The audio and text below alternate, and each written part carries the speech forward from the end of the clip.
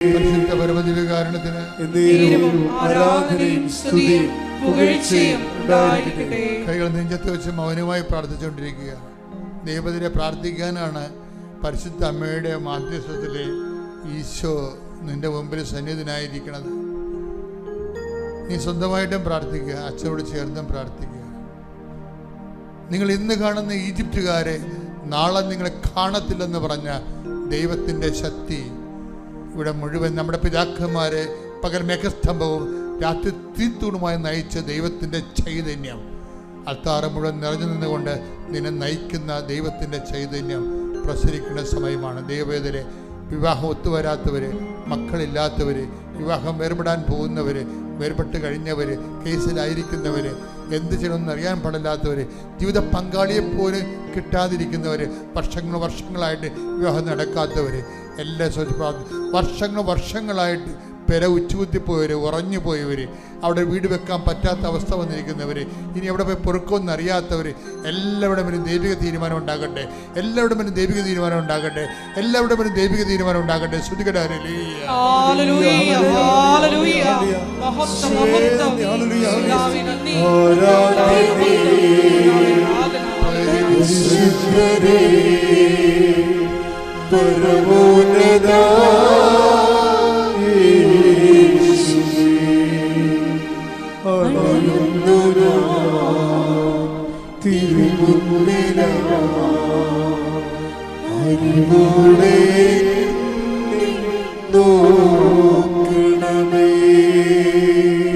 പരിശുദ്ധ പരമദിവ്യകാരുണ്യത്തിന് ആരാധനയും സ്തുതിയും പുകഴ്ചയും ഉണ്ടായിരിക്കട്ടെ. ഓക്കെ, താങ്ക് യു കർത്താവേ, നന്ദി പറയുന്നു. മക്കളെ സന്തോഷമായിട്ടിരിക്കണം. കർത്താവിൻ്റെ വചനങ്ങളിലൂടെ നമ്മളൊക്കെ സഞ്ചരിച്ചു വരെ ഞാൻ നിങ്ങളോട് പറഞ്ഞെന്ന് അവസാനിപ്പിച്ചത്, ഞാൻ ഈ ദിവസം ഇങ്ങനെ വൈദികരുടെ ധ്യാനത്തിൽ പോയായിരുന്നു. വൈകിട്ട് ധ്യാനത്തിൽ പോയപ്പോൾ ഇപ്പം എനിക്കവിടെ കുർബാന അർപ്പിക്കാൻ വേണ്ടി എനിക്ക് ഒരു അവസരം കിട്ടി. അപ്പോൾ ഞാനത് രാവിലെ പ്രാർത്ഥിച്ചു, വെളുപ്പിനെ എഴുന്നേറ്റ് പ്രാർത്ഥിച്ചു. അച്ഛന്മാരോട് അച്ഛന്മാരുടെ ധ്യാനമാണ്, അച്ഛന്മാരോട് എന്താ സംസാരിക്കണമെന്ന് അറിയാൻ പാടില്ല. ഈശോയോട് ചോദിച്ചുകൊണ്ടിരിക്കുകയായിരുന്നു. അപ്പോൾ എന്നോട് പറഞ്ഞത്, ഞാൻ അവരോട് പറഞ്ഞു, നീ ഇപ്പം 40 കൊല്ലം ആകുമ്പോൾ അച്ഛനായിട്ട് പൗരോഹിത്യ ജീവിതത്തിൻ്റെ ഏറ്റവും വലിയ റിസ്ക് എന്ന് പറയണത് നമ്മൾ പുരോഹിതരാണെന്ന് ദൈവത്തെ ബോധ്യപ്പെടുത്തുകയാണ്. നിങ്ങളൊക്കെ പെട്ടെന്ന് ബോധ്യപ്പെടുത്താൻ കഴിയും. ഒന്ന് ചിരിച്ച് കാണിച്ച് കൈവച്ചൊക്കെ പ്രാർത്ഥിക്കുമ്പോൾ നിങ്ങൾ നല്ല അച്ഛനാണെന്ന് പറയുക. നിങ്ങൾ എത്രയോ പേരെ നല്ല അച്ഛനാണെന്ന് പറഞ്ഞിരിക്കുന്നത്. പക്ഷേ ഏറ്റവും വലിയ പ്രോബ്ലം ഉള്ളത് ദൈവത്തെ ഞാൻ പുരോഹിതനാണെന്ന് ബോധ്യപ്പെടുത്താൻ വലിയ പ്രശ്നമാണ്. ഈ റിസ്ക് എല്ലാവർക്കും തന്നെ വരുന്നുണ്ട്. ഞാൻ ക്രിസ്തുവിനെ സ്നേഹിക്കുന്നുവെന്ന്, ക്രിസ്തുവിൽ വിശ്വസിക്കുന്നുവെന്ന് ദൈവത്തെ ബോധ്യപ്പെടുത്താൻ വലിയ പാടാണ്. നിങ്ങളുടെ ഉടമ്പടിയിലൂടെ ചെയ്യേണ്ടത് ഇതാണ്. ഇതിൻ്റെ റിസ്ക് ഫാക്ടർ നിങ്ങൾ കൺഫ്രണ്ട് ചെയ്യണം. ഇതിൻ്റെ റിസ്ക് ഫാക്ടർ എന്ന് പറയുന്നത് നിങ്ങൾ ഒരു വിശ്വാസിയാണെന്ന് ദൈവത്തെ ബോധ്യപ്പെടുത്തണം. പാടാ, എങ്ങനെ പാടാ? നിങ്ങൾ ഒരു വിശ്വാസിയാകുമ്പോൾ നമ്മൾ നേരത്തെ പറഞ്ഞ പോലെ വിശ്വാസത്തിൽ പല ഘടകങ്ങളുണ്ട്. ഒന്ന് മാത്രമാണ് പ്രാർത്ഥന. രണ്ടാമത്തത് പ്രഖ്യാപനമാണ്. വിശ്വാസ പ്രഖ്യാപനമാണ്. ഞാൻ എല്ലാ ധ്യാനങ്ങളും അത് പറയാറുണ്ട്. വിശ്വാസ പ്രഖ്യാപനത്തിൽ എന്ത് വേണം? ഒരു സമൂഹം വേണം. എന്താ കാര്യം? അത് 10:32 എല്ലാവർക്കും നമുക്കറിയാം. ഇപ്പോൾ കഴിഞ്ഞ ദിവസങ്ങളിൽ ഇയാളില്ലേ നമ്മൾ പറഞ്ഞ കക്ഷി ആകാശിൻ്റെ ഹീറോ. അപ്പോൾ ആകാശ് എന്നോട് അമ്മ പറഞ്ഞത് എന്താണ്? അവൻ്റെ അമ്മ പറഞ്ഞത്, എൻ്റെ മകനെ നീ ഇങ്ങനെ ഈ മുഴയും വെച്ച് ചെത്തിക്കറി കിടന്നു കഴിഞ്ഞാൽ എനിക്ക് സഹിക്കാൻ പറ്റത്തില്ല. അതുകൊണ്ട് ഇത് വേറെ വല്ല മാർഗവും അന്വേഷിക്കണം. ഈ അമ്മയെടുത്ത് മാർഗമുണ്ട്, നീ പോയി ഉടമ്പടി എടുത്തിട്ട് ഉടമ്പടി തൈലം തേക്കാൻ പറഞ്ഞു. ഇപ്പോൾ കുറേ നാളായിട്ടുള്ള വേദനയും മൊഴിയൊക്കെ ഇത് എന്ത് മൊഴിയാണെന്ന് ദൈവത്തിന് അറിയാവുന്ന പറഞ്ഞ് നടക്കുന്ന ഒരു അവസ്ഥയാണ്. മാനസിക സംഘർഷമുള്ള സമയമാണ്. പക്ഷേ ഇവന് 2-3 ദിവസം ഇങ്ങനെ ഉടമ്പടി തൈലം തേച്ച്, ഈ ഉടമ്പടി തൈലം തേക്കും എപ്പോഴും നമ്മൾ വിശ്വാസ പ്രമാണം ചെല്ലാം മക്കളെ. അതാണ് പ്രഖ്യാപനം എന്ന് പറയണത്. പ്രാർത്ഥനയല്ലത്, പ്രഖ്യാപനം. വിശ്വാസ പ്രമാണം എന്ന് പറഞ്ഞാൽ പ്രാർത്ഥനയല്ല കേട്ടോ. നിങ്ങൾ വിശ്വാസ പ്രമാണം പ്രാർത്ഥന പോലെ ചെല്ലരുത്, അത് പ്രഖ്യാപനമാണ്. അപ്പം നമ്മുടെ ഉടമ്പടി തൈല ഉപ്പൊക്കെ നമ്മൾ തേക്കുമ്പോൾ ഉടമ്പടിയിലുള്ള ഗുണമെന്ന് വെച്ചാൽ കുറേ പ്രയോഗങ്ങളുണ്ട്. ഈ വിശ്വാസം, പ്രാർത്ഥന, അതുപോലെ തന്നെ വിശ്വാസം, പ്രാർത്ഥന, വിശ്വാസം, പ്രഖ്യാപനം, വിശ്വാസം, പ്രയോഗം. ഇപ്പം നമ്മൾ ഉടമ്പടി തൈലം തേക്കുമ്പോൾ സംഭവിക്കണമെന്ന് വെച്ച് കഴിഞ്ഞാൽ അത് പ്രയോഗമാണ് വിശ്വാസത്തിൻ്റെ. ആ പ്രയോഗത്തെ സാധൂകരിക്കുന്നത് പ്രഖ്യാപനമാണ്. നമ്മൾ തൈലമല്ലല്ല നമ്മളെ സുഖപ്പെടുത്തുന്നത്. ആരാണ്? യേശുവിൻ്റെ നാമമാണ് സുഖപ്പെടുത്തുന്നത്. അതാണ് അതിൻ്റെ വിഷയം. ആ പ്രയോഗത്തിലുള്ളത് എന്താണ്? യേശുവിൻ്റെ നാമത്തിലാണ് നമ്മൾ വിശ്വസിക്കുന്നത്. അപ്പം അതെപ്പോഴും മനസ്സിലുണ്ടാകും. അല്ല തൈലം എടുത്തിട്ട് വെളിച്ചെണ്ണ തേക്കുമ്പോൾ നമ്മൾ ഒരു വിശ്വപ്രമാണം ചെല്ലുക തല കുളിക്കാൻ നേരത്ത് ഇല്ല. അതുപോലെ അതുകൊണ്ടാണ് ഈ ഉടമ്പ് എടുക്കാത്ത ആൾക്കാർക്ക് നിങ്ങൾ എണ്ണ കൊടുത്തു വിടരുതെന്ന് പറയേണ്ട കാര്യം അതാണ്. ഉടമ്പടി തൈലം ഒരിക്കലും ഉടമ്പടി എടുക്കാത്തവർക്ക് കൊടുത്തു വിടരുത്. നിങ്ങൾക്ക് വേണമെങ്കിൽ പോയിട്ട് ഉടമ്പടി തൈലം തേച്ച് കൊടുക്കുക. അപ്പോൾ ആ തേക്കുമ്പോൾ വിശ്വാസപ്രമാണം ചൊല്ലിയിരിക്കണം. കാര്യം ഇത് ആക്ടിവേറ്റ് ചെയ്യണമെങ്കിൽ വിശ്വാസപ്രമാണം വേണം. കാരണം വിശ്വാസ പ്രഖ്യാപനമാണത്. യാക്കോബിൻ്റെ ലേഖനം 5-ാം അധ്യായം 14-ാം വാക്യം. നിങ്ങളിൽ ആരെങ്കിലും രോഗിയാണെങ്കിൽ അവൻ സഭയിലെ ശ്രേഷ്ഠന്മാരെ വിളിക്കട്ടെ. അവർ കർത്താവിന്റെ നാമത്തിൽ അവനെ തൈലാഭിഷേകം ചെയ്ത് അവന് വേണ്ടി പ്രാർത്ഥിക്കട്ടെ. വിശ്വാസത്തോടെയുള്ള പ്രാർത്ഥന രോഗിയെ സുഖപ്പെടുത്തും. തൈലമല്ല സുഖപ്പെടുത്തണത്. എന്താ സുഖപ്പെടുത്തണത്? വിശ്വാസത്തോടെ. എന്ത്? പക്ഷേ കർത്താവിൻ്റെ നാമത്തിൽ പ്രാർത്ഥിക്കണം. ഇപ്പം വിശ്വാസം ആരിലാണ്? കർത്താവിൻ്റെ നാമത്തിലാണ് വിശ്വസിക്കുന്നത്. അതുകൊണ്ടാണ് തൈലം അതിന് മീഡിയമായിട്ട് പ്രവർത്തിക്കുന്നത്. കർത്താവിൻ്റെ നാമത്തിൽ വിശ്വസിക്കാതെ, വിശ്വാസമില്ലാതെ തേച്ച് കഴിഞ്ഞാൽ പറഞ്ഞ ഫലങ്ങൾ ഉണ്ടാകത്തില്ല. അപ്പോൾ എപ്പോഴും നമ്മൾ ശ്രദ്ധിക്കുക. അതുകൊണ്ടാണ് ഉടമ്പടി എടുക്കാത്തവർക്ക് തൈലം കൊടുത്തു വിടരുത്. ഉടമ്പടി എടുത്തവർക്ക് വേണമെങ്കിൽ നിങ്ങൾക്ക് പോയി നേരിട്ട് ആ രോഗികളെ കണ്ട് എന്ത് സംഭവിച്ചാൽ ഇവൻ്റെ ഈ സിമ്പിൾ ഫെയ്ത്തില്ലേ, ആരുടെ? ആകാശ് 3 ദിവസം അത് പെട്ടിയുള്ളൂ. പിന്നെ ആകാശ് പറയണത് ഞാനിത് എഴുന്നേൽക്കുമ്പോൾ തന്നെ തപ്പി നോക്കണം എല്ലാ ദിവസവും. ഈ മുഴ ഉണ്ടായ കാലം പോലെ ഞാൻ ചെയ്യണ പരിപാടിയാണ്. രാവിലെ എഴുന്നേൽക്കുമ്പോൾ തപ്പി നോക്കും. കാര്യം അത് വേദനിക്കണ കാരണമാണ്. ഇപ്പം എന്നാ പറ്റണത്? അത് കാണാനില്ലെന്ന്.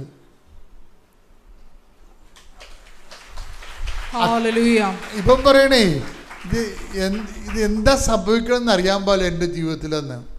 എൻ്റെ ജീവിതത്തിൽ എന്താ സംഭവിക്കണം വെച്ചാൽ അവരിതെല്ലാം ആദ്യമായിട്ട് എക്സ്പീരിയൻസ് അല്ലേ. ഇതിങ്ങനെ കാണാനില്ല.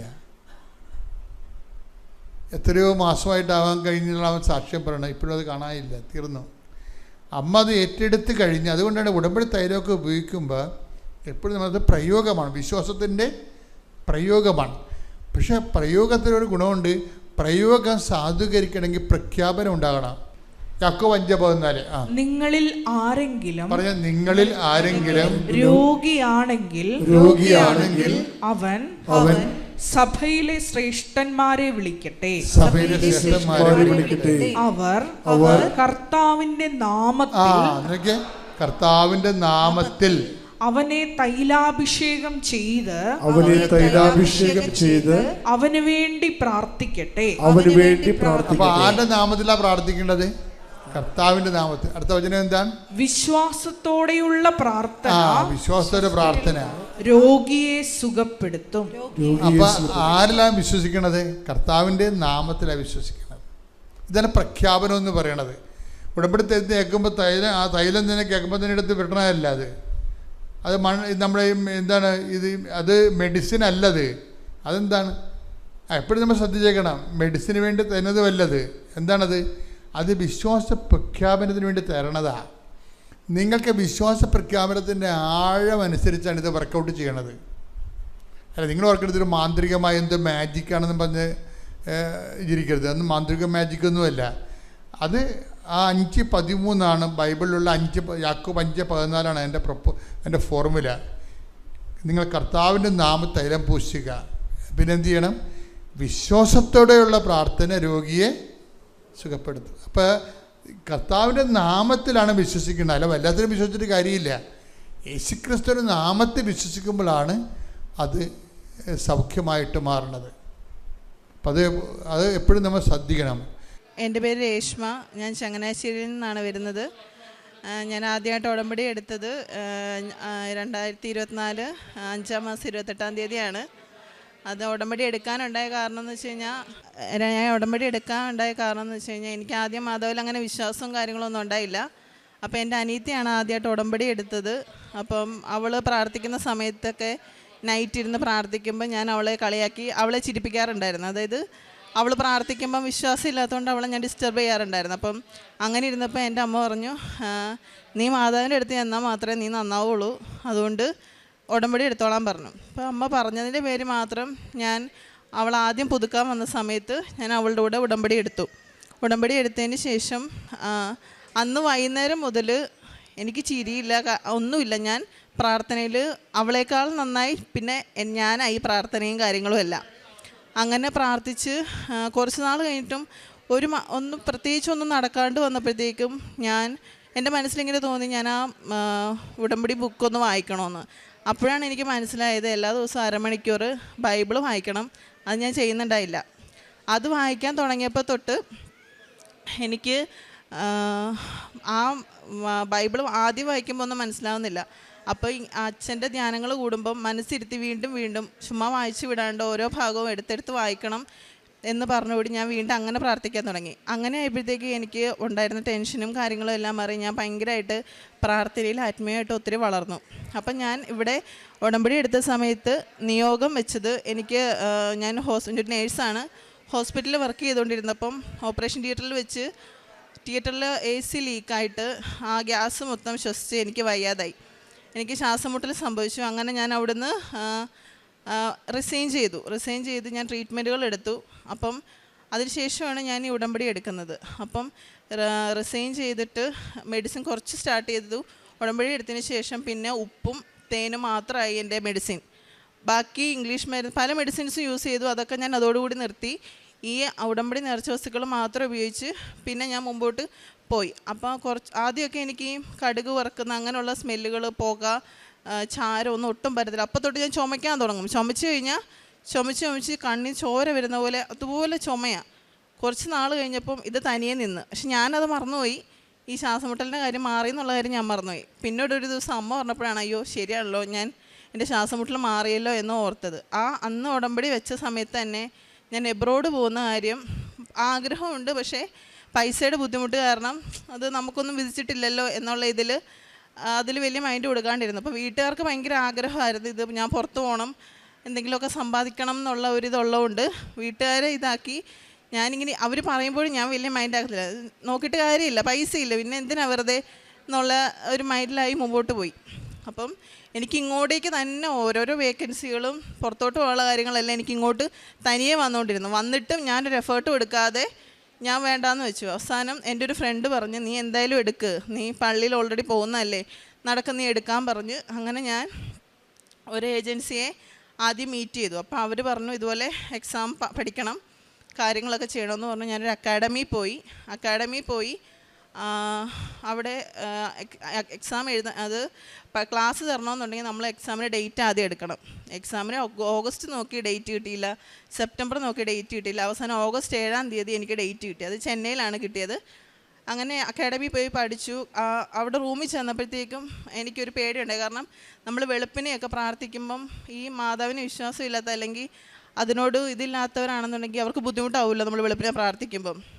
അപ്പം ഞാൻ പറഞ്ഞു മാതാവേ എനിക്ക് വെളുപ്പിനെ എഴുന്നേറ്റ് പ്രാർത്ഥിക്കണമെങ്കിൽ മാതാവിനെ അറിയാവുന്ന ഒരു കൊച്ചിനെ തന്നെ എൻ്റെ കൂടെ തരണേ, അല്ലെങ്കിൽ ഞാൻ വെളുപ്പിനെ എഴുന്നേറ്റ് പ്രാർത്ഥിക്കുമ്പോൾ ഒരു പ്രശ്നം ഉണ്ടാക്കി എന്ത് ചെയ്യും എന്നോർത്ത് ഞാൻ റൂമിലോട്ട് കയറി ചെല്ലുമ്പം എൻ്റെ അപ്പുറത്തെ റൂമിലെ കൊച്ചിൻ്റെ ബെഡിൽ തലേണയുടെ പൊക്കത്ത് ഉടമ്പടി പുസ്തകം ഇരിക്കുക. എനിക്ക് ഭയങ്കര സന്തോഷമായി അത് കണ്ടപ്പോൾ. കാരണം ഞാൻ പ്രാർത്ഥിച്ച് തീർന്നില്ല. അപ്പോഴേക്കും ആ കുട്ടി എൻ്റെ കൂടെ പിന്നെ ഞങ്ങൾ ഒരുമിച്ചായി പ്രാർത്ഥനയും കാര്യങ്ങളും ഒക്കെ. അങ്ങനെ ക്ലാസ്സുകൾ അവസാനിച്ചു. ഞാൻ എക്സാമിന് പോകാനായിട്ട് ട്രെയിൻ നോക്കി, ട്രെയിൻ ഒന്നും കിട്ടിയില്ല. കാരണം ബസ്സിൽ പോയാൽ ഞാൻ ഭയങ്കരമായിട്ട് വൊമിറ്റ് ചെയ്യുന്ന ആളായതുകൊണ്ട് ബസ് നോക്കില്ല, ട്രെയിനാണ് നോക്കിയത്. ട്രെയിൻ കിട്ടാത്തതുകൊണ്ട് അവസാനം ബസ്സിൽ ബുക്ക് ചെയ്തു. അപ്പോൾ എനിക്ക് ഭയങ്കര വൊമിറ്റിങ് കണ്ടിന്യൂസ് ആയിട്ട് വന്നപ്പോൾ കുറേ വൊമിറ്റ് ചെയ്തു.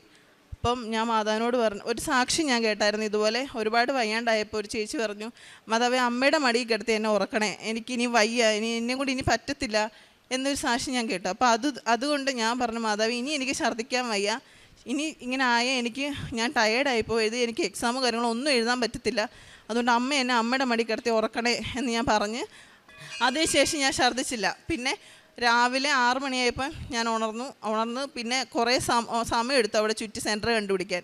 എക്സാം ഹാളിൽ ചെന്നിട്ടും എനിക്ക് ബസ്സിൽ പോലും ഒന്നും ഇരുന്ന് നോക്കാൻ പറ്റില്ല, വയ്യാതായല്ലോ. ഞാനപ്പോൾ പറഞ്ഞു, മാതാവ് എനിക്ക് ഒന്നും നോക്കാൻ പോലും പറ്റിയില്ല, ഞാൻ എക്സാം എന്തെഴുതും?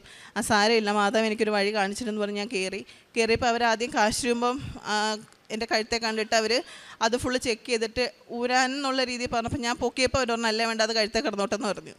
അത് കഴിഞ്ഞ് ഞാൻ അവിടെ എക്സാം ഹാളിൽ പോയി ഇരുന്ന് കഴിഞ്ഞ് കാശ് രൂപത്തിൽ ഇങ്ങനെ പ്രാർത്ഥിച്ചുകൊണ്ടിരുന്നപ്പോൾ അവർ വന്ന് ചെക്ക് ചെയ്തു അതിന് എന്തെങ്കിലും മൈക്കാണോ അതെന്തെങ്കിലും ആണോ എന്ന് കരുതി അവരത് ഫുൾ ചെക്ക് ചെയ്തിട്ട് അവർ പറഞ്ഞു, ഇനി അങ്ങനെ സംസാരിക്കരുത്, അവർക്ക് ക്യാമറയിൽ കൂടെ കാണാമെന്ന് പറഞ്ഞു. ഞാൻ എന്നിട്ട് നോക്കിയപ്പം കുറച്ചൊക്കെ അറിയാവുന്നത്, വേറെ ഒന്നും അറിയാവുന്നതും ഇല്ല. ഞാൻ പറഞ്ഞു, മാതാവ് ഇനി ഒരു എക്സാം എഴുതാൻ, കാരണം ഈ എക്സാമിനുള്ള 60,000 രൂപ ഞാൻ ഉണ്ടാക്കിയത് എനിക്ക് എൻ്റെ വീട്ടുകാർക്ക് അറിയത്തുള്ളൂ, അതുകൊണ്ട് ഇനി ഒരു എക്സാം എഴുതാമെന്ന് പറഞ്ഞാൽ അത് പോസിബിളായിട്ടുള്ള കാര്യമല്ല, ഇനി ഞാൻ ഈ കാര്യം ഉപേക്ഷിച്ചാൽ മതി. അതുകൊണ്ട് ഒറ്റ എഴുത്തിൽ തന്നെ എനിക്ക് പാസ്സായാൽ മാത്രം മതി, ഒറ്റ എഴുത്തിൽ തന്നെ എനിക്കത് കിട്ടണമെന്ന് ഞാൻ പ്രാർത്ഥിച്ചു. എന്നിട്ട് എക്സാം ഹാളിൽ കയറി ആദ്യം കുറച്ച് അറിയാവുന്ന എഴുതി, പിന്നെ ഒന്നും അറിയത്തില്ല. ഞാൻ പറഞ്ഞു, മാതാവ് എനിക്ക് ഓരോന്ന് പറഞ്ഞു തരണമെന്ന് പറഞ്ഞാൽ മാതാവിനോട് പ്രാർത്ഥിച്ച് വിശ്വാസപ്രമാണം ചൊല്ലി എനിക്ക് മാതാവ് കാണിച്ചു തരുന്ന ആൻസർ ഞാൻ ടിക്കറ്റ് പോയി. 1.5 മണിക്കൂറായിരുന്നു ഒരു ക്വസ്റ്റ്യൻ അറ്റൻഡ് ചെയ്യേണ്ടത്, ഒരു സെക്ഷൻ അറ്റൻഡ് ചെയ്യേണ്ടത്. ഞാൻ എല്ലാ ക്വസ്റ്റ്യനും അരമണിക്കൂർ മുമ്പേ ഞാൻ അറ്റൻഡ് ചെയ്യും. എന്നിട്ട് എനിക്ക് അവസാനം ഈ സമയത്തിനുള്ളിൽ എഴുതി തീർക്കാൻ പറ്റുമെന്ന് പേടിയുണ്ടായിരുന്നു. പക്ഷേ ഞാൻ ആ സമയത്തിനുള്ളിൽ അതെല്ലാം എഴുതി തീർത്തു. എക്സാം എഴുതി എല്ലാം കഴിഞ്ഞതിന് ശേഷം എല്ലാവരും കഴിഞ്ഞ് മുമ്പ് ആദ്യം ഞാൻ ഇറങ്ങിക്കഴിഞ്ഞ് ചെന്നപ്പോൾ എൻ്റെ ഹസ്ബൻഡായിരുന്നു കൂടെ വന്നത്. ഹസ്ബൻഡ് എൻ്റെ അടുത്ത് ചോദിച്ചു, എടി എക്സാം എങ്ങനെ ഉണ്ടായിരുന്നു? ഞാൻ പറഞ്ഞു, എക്സാം എനിക്ക് ഭയങ്കര പാടായിരുന്നു, എനിക്ക് തോന്നിയ ക്വസ്റ്റ്യൻസ് എനിക്ക് മാതാവ് കാണിച്ചു തന്ന മാത്രമാണ് ഞാൻ എഴുതിയത്, പക്ഷേ എനിക്ക് ഉറപ്പാണ് ഞാൻ എക്സാം എന്തായാലും പാസ്സാവും. അപ്പോൾ ഹസ്ബൻഡ് ചോദിച്ചു, നീ ഒന്നും എഴുതിയില്ല, ഞാൻ പാസ്സാകും എന്നുള്ളത് എനിക്ക് നല്ല ഉറപ്പാണെന്ന് പറഞ്ഞു.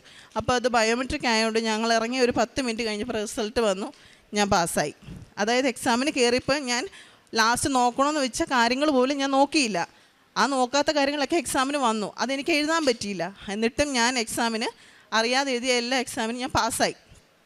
എക്സാം പാസ്സായതിന് ശേഷം ഞാൻ ആദ്യം ഒരു ഏജൻസിക്ക് കൊടുത്തു. ആ ഏജൻസിയിലെ ആളെൻ്റെ പാസ്പോർട്ട് വെച്ച് ബ്ലോക്കാക്കി, അത് കുറേ ഇഷ്യൂ ആയി.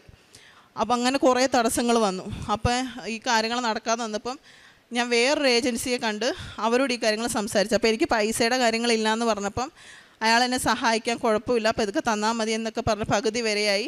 ഞാൻ കഴിഞ്ഞ ഒക്ടോബർ 7-ാം തീയതി എഴുതിയ എക്സാം ഇപ്പോൾ ഈ ഒക്ടോബർ ആയില്ല, ഇതുവരെയായിട്ടും ഒരു 3 മാസം വരെ അയാൾ ശരിയാക്കാമെന്ന് പറഞ്ഞിട്ട് സമയം കളഞ്ഞതല്ലാതെ എനിക്ക് ശരിയാക്കി തന്നില്ല. എന്നിട്ട് ലാസ്റ്റ് ഇപ്പോൾ ഒരു ഏജൻറ്റിനെ കണ്ടുപിടിച്ച് ആ ഏജൻറ്റ് അത് ഞാനിങ്ങനെ മാതാവിനോട് പ്രാർത്ഥിച്ചു, മാതാവ് എനിക്ക് മാത്രം എന്താ ഇങ്ങനെ, ഞാൻ ഉടമ്പടിയിൽ എനിക്ക് പറ്റുന്ന പോലെ ഞാൻ സഹായിക്കുന്നില്ലേ, കാരുണ്യപ്രവർത്തികൾ ചെയ്യുന്നില്ലേ, ഇനി എൻ്റെ ഭാഗത്ത് എന്തെങ്കിലും തെറ്റുകൊണ്ടാണോ എന്ന് കരുതി ഞാൻ പ്രാർത്ഥിച്ചപ്പോഴത്തേക്കും എൻ്റെ കുറച്ച് പത്രം ഞാൻ കൊടുക്കാൻ ബാലൻസ് വെച്ചിട്ടുണ്ടായിരുന്നു. ഞാനത് മറന്നുപോയതല്ല, അത് കൊടുക്കാമെന്നുള്ള ഒരു ഇതിലിരുന്ന അതെല്ലാം കൊടുത്ത് ഞങ്ങളുടെ അടുത്തൊരു പള്ളി ഉണ്ടായിരുന്നു, അവിടെ പോയി പ്രാർത്ഥിച്ചു കഴിഞ്ഞപ്പോഴത്തേക്കും ആ ഏജൻറ്റ് വിളിച്ചിട്ട് പറഞ്ഞു, എൻ്റെ വിസയുടെ പ്രശ്നങ്ങളെല്ലാം മാറ്റിയിട്ടുണ്ട്, കുഴപ്പമൊന്നുമില്ല. ആ വിസയുടെ ഇത് സ്ക്രീൻഷോട്ടൊക്കെ എനിക്ക് എടുത്ത് അയച്ചു തന്നു. അതെല്ലാം അയച്ചു തന്നു കഴിഞ്ഞപ്പോഴത്തേക്കും എല്ലാത്തിനും ഓരോരോ തടസ്സങ്ങളായിരുന്നു. എവിടെ പോയാലും പൈസയായിരുന്നു മെയിൻ തടസ്സം. ഓരോ സമയവും പൈസ റെഡിയാകാതിരുന്നപ്പോഴത്തേക്കും ഞാൻ അയാളോട് പറഞ്ഞു, ചേട്ടാ എനിക്ക് കുറച്ച് സമയം വേണം എന്നൊക്കെ പറഞ്ഞു. അപ്പം ഞാൻ മാതാവിനോട് പറഞ്ഞു, മാതാവേ എനിക്ക് പൈസ ശരിയാവുന്നില്ല, ഞാൻ എന്ത് ചെയ്യുന്നു, ഇത്രയും കൊണ്ട് എന്നെ എത്തിച്ചിട്ട് ഇനി മുമ്പോട്ട് ഞാൻ എന്ത് ചെയ്യും? കാരണം 1 രൂപ പോലും കയ്യിലില്ലാതിരുന്ന സമയത്താണ് ഞാൻ ഇതിനു വേണ്ടി ഇറങ്ങിയത്. അതായത് കയ്യിൽ 1 രൂപ പോലും ഇല്ല, എന്നിട്ട് ഞാൻ ഇതിനൊക്കെ വേണ്ടി ഇറങ്ങി പുറപ്പെട്ടു. എന്നിട്ട് എൻ്റെ ഹസ്ബൻഡ് ചോദിച്ചു, എടി ഇത് എങ്ങനാ, പൈസ ഒന്നും ഇല്ലാതെ നീ എന്തുദ്ദേശിച്ചാണ്? ഞാൻ പറഞ്ഞു, നമ്മുടെ കയ്യിൽ 1 രൂപ പോലും ഇല്ല, പക്ഷേ ചേട്ടൻ നോക്കിക്കോ, ഞാൻ എന്തായാലും പുറത്തു പോവും എന്ന് പറഞ്ഞ് കുറച്ച് ദിവസം കഴിഞ്ഞപ്പോഴാണ് ഞങ്ങൾ ആദ്യം പൈസ ചോദിച്ചവർ വിളിച്ചിട്ട് പറഞ്ഞു പൈസ തരാമെന്ന് പറഞ്ഞു. എന്നിട്ട് ആ പൈസയും അങ്ങനെയുള്ള എല്ലാ പൈസയും ഏജൻറ്റിന് കൊടുക്കാനുള്ള പൈസയും കാര്യങ്ങളും എല്ലാം പൂർണ്ണമായിട്ട് അദ്ദേഹത്തിന് കൊടുത്തു കഴിഞ്ഞ് പിന്നെയും തടസ്സം, ടിക്കറ്റ് ശരിയാവുന്നില്ല. അതായത് എനിക്ക് ടിക്കറ്റ് കിട്ടുന്നില്ല, ടിക്കറ്റിൻ്റെ ഡേറ്റ് താമസിക്കും, വിസ വരാനും താമസിക്കും എന്നൊക്കെ പറഞ്ഞ ഒത്തിരി പ്രശ്നമുണ്ടായി. എന്നിട്ട് ടിക്കറ്റും കാര്യങ്ങളും എല്ലാം എനിക്ക് കിട്ടിയതിന് ശേഷം ഇതുപോലെ എനിക്ക് എന്തെങ്കിലും വയ്യാഴികയോ കാര്യങ്ങളോ ഒക്കെ വരുമ്പോഴത്തേക്കും ഞാൻ ഉടമ്പടി ഉപ്പും എണ്ണയുമാണ് യൂസ് ചെയ്യാറ്. ഇപ്പോൾ എനിക്ക് എന്തെങ്കിലും അമിതമായിട്ട് ടെൻഷനോ കാര്യങ്ങളൊക്കെ വരുമ്പോൾ നമ്മൾ ദേഷ്യപ്പെടുത്തില്ല, അപ്പോഴൊക്കെ ഞാൻ ഉപ്പ് എടുത്ത് നാവിലിടും. എന്ത് കാര്യത്തിന് പോയാലും ഞാൻ ഉപ്പെടുത്ത് കഴിക്കുക. ഉടമ്പടി തൈലവും കാശുരൂപവും ചേർത്ത് പിടിച്ചാണ് ഞാൻ പോകാറുള്ളത്. പിന്നെ കാരുണ്യ പ്രവർത്തികൾ എന്ന് പറയുമ്പോഴത്തേക്കും ഞാൻ വീട്ടിൽ ഫുഡ് ഉണ്ടാക്കിയിട്ട് ഹോസ്പിറ്റലുകളിലായിരുന്നു ആദ്യം കൊണ്ട് കൊടുക്കാറ്. പിന്നെ ഞങ്ങൾ വരുന്ന വഴിയിൽ കുറച്ച് ആൾക്കാർ എപ്പോഴും ഇരിക്കാറുണ്ട്, അപ്പോൾ അവർക്ക് ഫുഡുകളും കാര്യങ്ങളൊക്കെ കൊടുക്കും. പിന്നെ അല്ലാതെ ഇപ്പോൾ കയ്യിലെന്തെങ്കിലും പൈസയോ കാര്യങ്ങളൊക്കെ ഉള്ളതനുസരിച്ച് ഉള്ളതുപോലെ ഞാൻ അവർക്ക് കൊടുക്കാറുണ്ട്. പിന്നെ നേരത്തെയൊക്കെ എൻ്റെ മുമ്പിൽ ആരെങ്കിലും കയ്യിൽ നിന്ന് കിട്ടുമ്പോൾ അമ്മയായാലും ഹസ്ബൻഡൊക്കെ ആയാലും നോക്കാതെ അങ്ങ് കൊടുക്കും. അപ്പോൾ ഞാൻ പറയും, എന്തിനാ കൊടുക്കുന്നത്, അവർക്ക് ആരോഗ്യമില്ല, അവർ പണിയെടുത്ത് ജീവിക്കട്ടെ, നമ്മളെന്തിനാ അങ്ങനെ കൊടുക്കുന്നതെന്ന് ഞാൻ ചിന്തിക്കുമായിരുന്നു. അത് കഴിഞ്ഞ് പിന്നീട് ഞാൻ ചിന്തിക്കാൻ തുടങ്ങി. കാരണം ഇടയ്ക്ക് ഞാൻ ഒരുപാട് സമയത്ത് ഉടമ്പടി ഉഴപ്പിയിട്ടുണ്ട്, ഒരുപാട് തവണ ഉഴപ്പിയിട്ടുണ്ട്, പ്രാർത്ഥിക്കാൻ എഴുതിയിട്ടുണ്ട്. അപ്പോഴൊക്കെ ഞാൻ ആദ്യം മാതാവിനെ ഏൽപ്പിച്ച് അന്ന് തൊട്ട് മാതാവ് എന്നെ കൈവെള്ളി കൊണ്ട് നടക്കുക. ഇപ്പോൾ വരെ ഞാൻ ഉടമ്പടികളെല്ലാം തെറ്റിച്ചിട്ട് ഇടയ്ക്കിടയ്ക്ക് തെറ്റിക്കുകയും പിന്നെ പ്രാർത്ഥിച്ച് ക്ഷമ പറഞ്ഞ് പിന്നെ ഉടമ്പടിയിൽ ആകുമൊക്കെ ഞാൻ ചെയ്തിട്ടുണ്ട്. അപ്പോഴും മാതാവ് അതിനോട് ക്ഷമിച്ച് എന്നെ മാതാവിൻ്റെ കൂടെ തന്നെ നിർത്തി. എന്നിട്ട് അപ്പം ഞാൻ ആലോചിച്ച് എനിക്ക് യോഗ്യതയില്ലല്ലോ, എന്നിട്ടും എൻ്റെ കാര്യങ്ങളും പൈസയും എല്ലാ കാര്യവും ആ കറക്റ്റ് സമയത്ത് ലേറ്റ് ആകുമ്പം എനിക്ക് അതിൻ്റെ ലേറ്റ് ആകുന്നതിൻ്റെ ആ തടസ്സം എനിക്ക് അതിലും നല്ലൊരു കാര്യമായിരുന്നു എനിക്ക് തന്നുകൊണ്ടിരുന്നത്. എന്തിനാണ് എനിക്ക് തടസ്സം വന്നത്, ആ തടസ്സം എൻ്റെ നല്ല കാര്യങ്ങൾക്ക് വേണ്ടിയിട്ടായിരുന്നു. അതുപോലെ തന്നെ മെഡിക്കലിൻ്റെ കാര്യം വന്നു. മെഡിക്കൽ വന്നപ്പോഴത്തേക്ക് ഓൾറെഡി എനിക്ക് 20% പ്രശ്നമുണ്ട് ലങ്സിന്. അപ്പോൾ മെഡിക്കൽ എടുക്കുമ്പോൾ എൻ്റെ ഏറ്റവും വലിയ ടെൻഷൻ എന്ന് പറഞ്ഞു കഴിഞ്ഞാൽ അതായിരുന്നു. അപ്പോൾ ഞാൻ ഉപ്പും ഉടമ്പടി തൈലവും യൂസ് ചെയ്തിട്ടാണ് ഞാൻ മെഡിക്കലിന് കയറിയിട്ട് ടെസ്റ്റ് പ്രീ മെഡിക്കലും എടുത്തു, മെയിൻ മെഡിക്കലും എടുത്തു. രണ്ടിലും എനിക്ക് ഒരു പ്രശ്നവും ഇല്ല. എനിക്ക് പ്രശ്നമുണ്ട്, അതെനിക്കറിയാം, ഞാൻ എൻ്റെ ടെസ്റ്റ് എടുത്തിട്ടുള്ളതാണ്. പക്ഷേ മെഡിക്കൽ എടുത്തപ്പം ലങ്സിനും കാര്യങ്ങൾക്കും ഒന്നും ഒരു പ്രശ്നവും ഇല്ല. അങ്ങനെ ഞാൻ മാതാവ് എനിക്ക് ഇനി ലേറ്റ് ആയി, കാരണം October 7 എൻ്റെ എക്സാമിൻ്റെ വാലിഡിറ്റി തീരും. അതിനു മുമ്പ് എനിക്ക് പുറത്ത് പോകണം, എബ്രോഡ് പോകണം. അതിനുള്ള വഴി എനിക്ക് മാതാവ് കാണിച്ചു തരണേ, അല്ലെങ്കിൽ ഞാൻ എന്ത് ചെയ്യും. എന്നെ എല്ലാവരും കളിയാക്കിയിട്ടുണ്ട്. ഈ ശ്വാസമുട്ടൽ വന്ന കാരണം ജോലിക്ക് പോകാൻ പറ്റത്തില്ല, പൈസ ഇല്ല. അപ്പോൾ അങ്ങനെയൊക്കെ ഞാൻ മാറി നിന്നപ്പോൾ ഒരുപാട് പേര് കളിയാക്കിയവരൊക്കെ ഒത്തിരി ഉണ്ട്. അപ്പോൾ അതിനൊക്കെ മാതാവ് എന്നെ ഇപ്പോൾ നിങ്ങളുടെ എല്ലാവരുടെ മുമ്പ് എനിക്ക് സാക്ഷ്യം പറയാനായിട്ടൊരു അവസരം തന്നതിന് അമ്മയ്ക്കും തിരുക്കുമാരനും ഞാൻ കോടാനുകൂടി നന്ദി പറയുന്നു. പിന്നെ എല്ലാവരോടും എനിക്ക് പറയാനുള്ളത്, നമുക്ക് തടസ്സങ്ങൾ വരുന്നതിന് ഒരു റീസൺ അതിലും 100% ബെറ്ററായിട്ടുള്ള മറ്റൊരു കാര്യത്തിനാണ്. ഒരിക്കലും നമ്മൾ മാതാവിനെ എനിക്ക് മാതാവ് ഇങ്ങനെ ചെയ്തല്ലോ എന്ന് പറയരുത്. നമുക്ക് തരുന്ന തടസ്സം അതിൻ്റെ എനിക്ക് വാക്കുകളില്ല, അതിൻ്റെ ഇരട്ടി നല്ലത് മാത്രം തരാനാണ് മാതാവ് നമുക്കൊരു തടസ്സം വെക്കുന്നത്. അമ്മ മാതാവിനും ഈശോയ്ക്കും നന്ദി. മിനി ഷാജി എൻ്റെ പേര്. ഞാൻ എറണാകുളം അങ്കമാലി അതിരൂപത മാണിക്യമംഗലം ഇടയിൽ നിന്ന് വരുന്നു. എനിക്ക് 4 മക്കളാണ്. ഞാനിവിടെ വന്ന് ഉടമ്പടി എടുത്തത് ആദ്യമായിട്ട് 2019 അന്ന് എൻ്റെ വലിയൊരു ആഗ്രഹമായിരുന്നു എൻ്റെ 4 മക്കളെയും ഭർത്താവിനെയും ഇവിടെ വന്ന് ഉടമ്പടി എടുത്ത് മാതാവിനോട് ചേർത്ത് നിർത്തണമെന്നായിരുന്നു എൻ്റെ വലിയൊരു ആഗ്രഹം. അങ്ങനെ ഞാൻ അവരെ എല്ലാവരെയും ഉടമ്പടിയിലാക്കി. അതിനുശേഷം ഇപ്പോൾ 3ാമത്തെ കുട്ടികൾ എൻ്റെ ഇരട്ട കുട്ടികളാണ്. അവർക്ക് വേണ്ടിയാണ് അവരെ ഡിഗ്രി കഴിഞ്ഞ് പിറ്റേ ദിവസം തന്നെ അവരെ ഞാനിവിടെ ഉടമ്പടി എടുക്കാനായിട്ട് ഇവിടെ കൊണ്ടുവന്നു. പിന്നെ അവരുടെയുള്ള ജീവിതാനുഭവങ്ങൾ അവർ പറയുന്നതായിരിക്കും. എൻ്റെ പേര് സെനോനു ഷാജി. ഞാൻ ആദ്യമായിട്ട് ഉടമ്പടി എടുക്കാൻ വന്നത് 2024 മാർച്ച് 22 ഞങ്ങൾ വിദേശത്ത് പോയി പഠിക്കണമെന്ന് ആഗ്രഹിച്ച് ഇരുന്ന 2 വ്യക്തികളായിരുന്നു. അപ്പോൾ അതിന് വേണ്ടിയിട്ട് അമ്മ പറഞ്ഞു, നമ്മൾക്ക് ആരുമില്ല, നമുക്ക് മാതാവ് മാത്രമേ ഉള്ളൂ, നമുക്ക് ഉടമ്പടി എടുത്തിട്ട് ആവാം എല്ലാ കാര്യങ്ങളെന്ന് പറഞ്ഞ് ഞങ്ങളുടെ 6th സെമസ്റ്റർ, ഞങ്ങൾ ഫൈനൽ സെമസ്റ്റർ എക്സാം കഴിഞ്ഞ 2 ദിവസം കഴിഞ്ഞ അടുത്ത ദിവസം തന്നെ ഞങ്ങൾ വന്ന് ഇവിടെ ഉടമ്പടി എടുത്തു. നിബന്ധനകളൊക്കെ ഞങ്ങൾ പാലിച്ച് പോന്നു. അപ്പോൾ ഇവിടെ വികാരി ജോസഫ് അച്ഛൻ പറഞ്ഞിരുന്നു, നിങ്ങൾ തട്ടുമുട്ടും കിട്ടുമ്പോൾ അല്ല ഓടി വരണ്ടേ, ആദ്യമേ തൊട്ട് നിങ്ങൾ ഉടമ്പടിയിലായിരിക്കണം. അപ്പോൾ ഞങ്ങൾ ഈ വിദേശ പഠനത്തിന് തുടക്കത്തിൽ തന്നെ ഞങ്ങളിവിടെ വന്ന് ഉടമ്പടി എടുത്തു. അതിനുശേഷമാണ് ഞങ്ങൾ IELTS ഒക്കെ എഴുതുന്നത്. ഞങ്ങൾക്കൊരു ഡിസൈഡ് സ്കോറും കിട്ടി. ഒരു വീട്ടിൽ നിന്ന് 2 മക്കൾ ഒരുമിച്ച് വിദേശത്ത് പോകുമ്പോൾ നല്ല സാമ്പത്തികമായിട്ട് ഒരുപാട് ആവശ്യമുള്ള ഒരു കാര്യമാണ്. അപ്പം ഞങ്ങളുടെ സ്ഥലങ്ങളൊക്കെ വിൽക്കാൻ ഉണ്ടായിരുന്നു, അതൊന്നും വിൽക്കാനായിട്ട് പറ്റണ്ടായില്ല. അപ്പം ഞാനും എൻ്റെ ഫാമിലിയും പോയിട്ട് ആ ഭൂമിയിൽ പോയി ഇവിടുന്ന് വെഞ്ചരിച്ച തൈലവും ഉപ്പും പോയി അവിടെ ഇട്ട് അതിനുശേഷം ഒന്നൊന്നായിട്ട് വേഗം തന്നെ ഞങ്ങളുടെ സ്ഥലങ്ങളൊക്കെ വിറ്റുപോയി. നല്ലൊരു റീസണബിൾ എമൗണ്ടിൽ നിന്ന് തന്നെ അത് വിറ്റ് പോകാനും ഞങ്ങൾക്ക് അതിൽ നിന്ന് കിട്ടിയ കാശ് വെച്ച് ഞങ്ങൾക്ക് ഞങ്ങളുടെ പ്രോസസ്സൊക്കെ സ്റ്റാർട്ട് ചെയ്യാനും ഞങ്ങൾക്ക് പറ്റി. അത് കഴിഞ്ഞിട്ട് സെപ്റ്റംബറിലാണ് ഞങ്ങൾ സ്കോട്ട്ലാൻഡിലേക്ക്, ഞങ്ങൾ നാട്ടിലിവിടെ BSW കഴിഞ്ഞു, MSW ചെയ്യാനായിട്ട് സ്കോട്ട്ലാൻഡിലേക്ക് പോകാനായിട്ട് തീരുമാനിക്കുകയാണ്. അപ്പോൾ അതിൻ്റെ ആദ്യത്തെ ഇതെന്ന് വെച്ചാൽ ഓഫർ ലെറ്റർ വരണം. അപ്പോൾ ഞങ്ങൾക്ക് ഓഫർ ലെറ്ററിന് ആപ്ലിക്കേഷൻ വെച്ചതിന് ശേഷം ഞങ്ങളുടെ യൂണിവേഴ്സിറ്റി പറഞ്ഞു ഞങ്ങൾക്ക് ആവശ്യമായിട്ടുള്ള ഒരു വർക്ക് എക്സ്പീരിയൻസ് ഇല്ല. അപ്പോൾ ശരിക്കും ഞങ്ങൾ കഴിഞ്ഞ വർഷമായിട്ട് തന്നെ ഞങ്ങൾ വീടിൻ്റെ അടുത്തൊരു സ്പെഷ്യൽ സ്കൂളുണ്ട്, ഹിയറിംഗ് ഇമ്പയർമെൻറ്റുള്ള പിള്ളേരുടെ ഒരു സ്കൂളാണ്. അവിടെ ഞങ്ങൾ സോഷ്യൽ വർക്ക് ട്രെയിനീസായിട്ട് വർക്ക് ചെയ്യേണ്ടായിരുന്നു. പക്ഷേ സർട്ടിഫിക്കറ്റിൽ ഇൻറ്റേൺഷിപ്പ് എന്ന് പറഞ്ഞിട്ടൊരു മിസ്റ്റേക്കിലാണ് ഞങ്ങൾ ആ സർട്ടിഫിക്കറ്റ് സബ്മിറ്റ് ചെയ്തത്. അപ്പോൾ ഞങ്ങളിങ്ങനെ മെയിൽ അയച്ച് പറഞ്ഞു ഇങ്ങനെ ഒരു ക്ലറിക്കൽ മിസ്റ്റേക്കാണ്, ഞങ്ങൾ ശരിക്കും അവിടെ ആയിട്ടാണ് വർക്ക് ചെയ്തത്. അങ്ങനെ പറഞ്ഞ് അടുത്ത ദിവസം തന്നെ ഞങ്ങൾക്ക് ഓഫർ ലെറ്റർ വരാണ്. UK പോയവർക്ക് അറിയാം, CAS എന്ന് പറഞ്ഞിട്ടൊരു ഇത് പാസ്സായാലാണ്, ലെറ്റർ വന്നാലാണ് നമുക്ക് വിസയ്ക്ക് വയ്ക്കാൻ പറ്റുള്ളൂ. അപ്പോൾ CASൻ്റെ CAS ഇൻ്റർവ്യൂ എന്ന് പറഞ്ഞിട്ടൊരു സംഭവമുണ്ട്. അത് പ്രിപ്പയർ ചെയ്യാനും അത് ടെസ്റ്റ് പാസ്സാവാനായിട്ട് ആദ്യത്തെ അറ്റംപ്റ്റിൽ തന്നെ പാസ്സാവണമെന്നൊന്നുമില്ല. അപ്പോൾ ഞങ്ങൾക്ക് ഭയങ്കര പേടിയായിരുന്നു, കാരണം ഞങ്ങൾക്ക് സമയം അധികമില്ല. സെപ്റ്റംബർ 15 ഞങ്ങൾക്ക് ക്ലാസ് തുടങ്ങും. അപ്പോൾ അങ്ങനെ ഇരിക്കുമ്പോൾ ഞങ്ങൾക്ക് ഒരു അത്ഭുതം എന്നെ പോലെ ഞങ്ങളുടെ യൂണിവേഴ്സിറ്റി ഞങ്ങൾക്കൊരു മെയിൽ അയക്കുകയാണ്, നിങ്ങൾക്ക് ഈ CAS ഇൻ്റർവ്യൂ അറ്റൻഡ് ചെയ്യേണ്ട, നിങ്ങൾക്ക് ഓട്ടോമാറ്റിക്കായിട്ട് CAS വരുമെന്ന്. അത് കേട്ടപ്പോൾ ഞങ്ങൾ ഭയങ്കരമായിട്ട് അത്ഭുതപ്പെട്ടു പോയി. ഞങ്ങൾ ഒരുപാട് നന്ദി പറഞ്ഞു, കാരണം ഞങ്ങൾക്ക് സമയമില്ല, ഇതിന് പെട്ടെന്ന് തന്നെ പോയേ വേണം. അങ്ങനെ ഞങ്ങൾ CAS ലെറ്റർ വന്നു. അതിന് കഴിഞ്ഞിട്ട് സാമ്പത്തികമായിട്ടുള്ള എല്ലാ കാര്യങ്ങളും പെട്ടെന്ന് എല്ലാ കാര്യങ്ങളും നടന്നു. അങ്ങനെ ഞങ്ങൾ ഈ സെപ്റ്റംബർ 16 വിസയ്ക്ക് വെച്ചു. സെപ്റ്റംബർ 18 19 ആയിട്ട് ഞങ്ങൾക്ക് രണ്ടുപേർക്കും വിസ വന്നു. ഞങ്ങൾ ഈ പ്രോസസ്സിൻ്റെ ഓരോ ഓഫീസിലും കയറി ഇറങ്ങുകയും ഞങ്ങളിവിടുന്ന് വെഞ്ചരിച്ച് കിട്ടിയ തൈലവും ഉപ്പും ആ ഓഫീസിൽ പോയിടുകയും ആ ഓഫീസേഴ്സ് ഇരിക്കണ അവരുടെ ക്യാബിൻ്റെ അവിടെ ഡോറിൻ്റെ അവിടെ പോയിട്ട് തൈലം പൂശുകയും ചെയ്തു. അങ്ങനെ വിശ്വാസത്തോടെയാണ് ഞങ്ങൾ ഓരോ ടാസ്കും അല്ലെങ്കിൽ ഓരോ ഉദ്യമങ്ങളും ചെയ്തത്.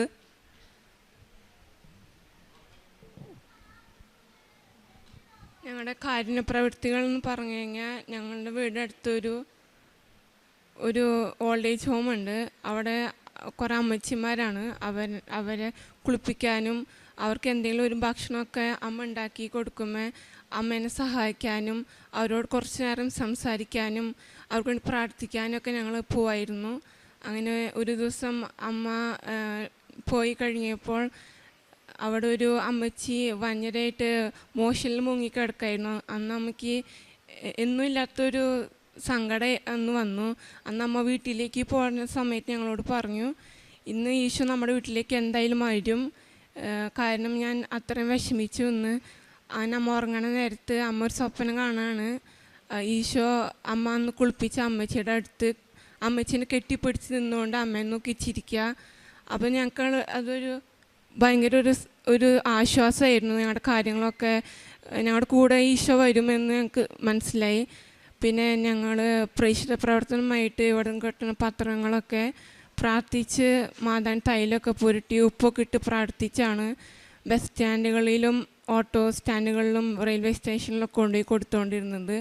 ഞങ്ങൾക്ക് പറ്റുന്ന രീതിക്ക് ഞങ്ങൾ മാതാവിനെ കുറിച്ച് പറയാനും മാതാവിന് ഞങ്ങൾക്ക് കിട്ടിയ അനുഗ്രഹങ്ങൾ പറയാൻ ഞങ്ങൾ ചെയ്തിട്ടുണ്ട്. പിന്നെ ഹോസ്പിറ്റലുകളിൽ പോയി ഞങ്ങൾക്ക് പറ്റുന്ന രീതിക്ക് അവരെ സാമ്പത്തികമായി സഹായിച്ചിട്ടുണ്ട്. ഞങ്ങൾക്ക് ഈ ഉടമ്പടി ജീവിതത്തിൽ മനസ്സിലായ ഒരു കാര്യം, നമ്മൾ ഈശോനെ കൂട്ടിപ്പിടിച്ച് കഴിഞ്ഞാൽ ഈശോ നമ്മുടെ കൂടെ എന്തായാലും ഇറങ്ങി വരും. അതുപോലെ തന്നെ ഈ ഉടമ്പടി ജീവിതം വഴി ഞങ്ങൾക്ക് മനസ്സിലായ ഒരു കാര്യമാണ്, നമ്മൾ മാതാവിനെ എത്ര സഹനങ്ങൾ ഉണ്ടായാലും നമ്മൾ മാതാവിനെ കൂട്ടുപിടിച്ച് കഴിഞ്ഞാൽ മാതാവ് നമ്മുടെ എന്ത് കാര്യങ്ങളും നമുക്ക് വേണ്ടത് അനുസരിച്ച് മാതാവ് നമുക്ക് നൽകും എന്നാണ്. എല്ലാ അനുഗ്രഹങ്ങളും തന്ന മാതാവിന് ഈശോയ്ക്കും 1000 നന്ദി.